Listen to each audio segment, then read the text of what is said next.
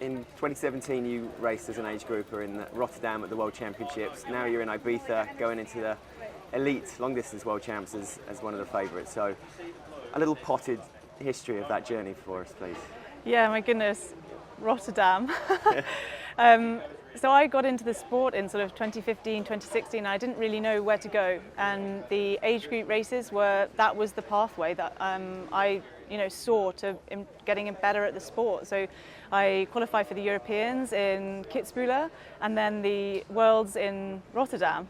So representing my country and my age group was incredible. I thought it was the coolest thing ever.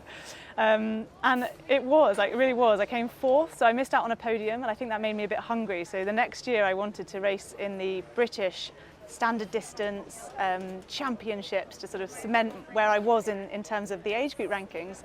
And I didn't manage to do that race, and then I sort of naturally fell into middle distance because where I was deployed in Canada with the army, and then I just sort of transitioned, I guess, into the middle distance. The next year I was able to race in the European multisport in Romania. Yeah. From there it's been a big step, I guess, to racing here today, but to put the elite vest back on is such a privilege. The decision to do the World Triathlon race, Oceanside went great, Texas blew it out of the park. Had the decision already been made before Texas, or did winning that race sort of make you think that maybe it would be an even better idea to do the World Champs and put on that GB suit again? I've actually, since 2017, always known when the World Triathlon events are. It's always been a factor on my calendar that I know is unique. It's not normal for the professionals to really consider it. So in 2019, when I could race the Europeans, amazing. 2020, we obviously had some periods of COVID lockdown.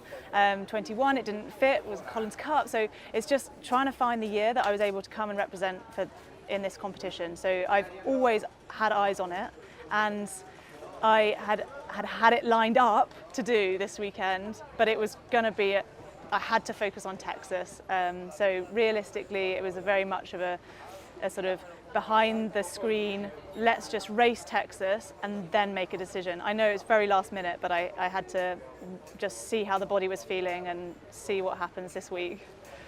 And how has the body been feeling? How was the recovery? It's not long. Throw in jet lag and an Ironman with a 2:49 run, which was not trained for in any way.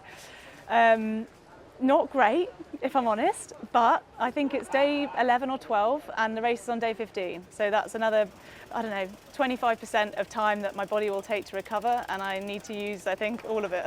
I've always run as a kid, and getting into triathlon, it was always my strength. It took me a few years to build up some resilience from some injuries that I had from sort of my early 20s. But I ran a 2:49 2 years ago in Ironman Tulsa, and I ran a 2:46 last year in sub-8. So that run time was a run course record for Texas, but for me it was like, cool, 4-minute Ks, like that's not a challenge because I've done it before.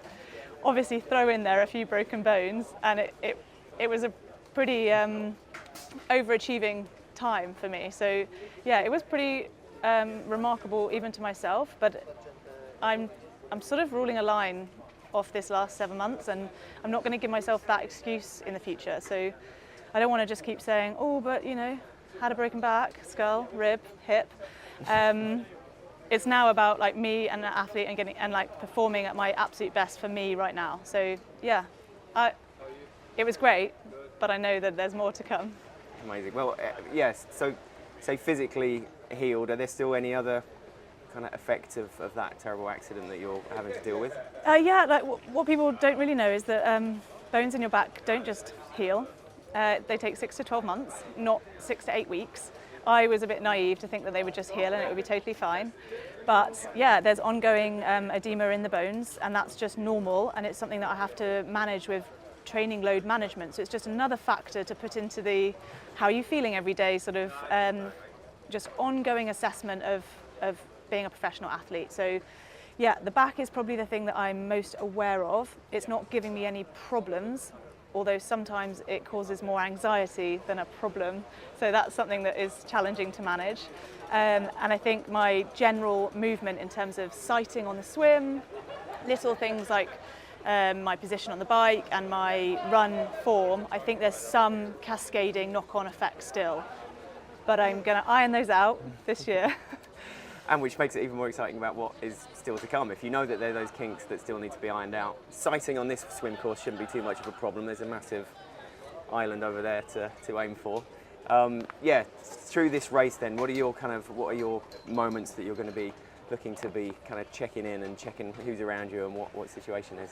Yeah, it's a really challenging dynamic because of the distance. No one in the field is used to racing it, which makes it a level playing field.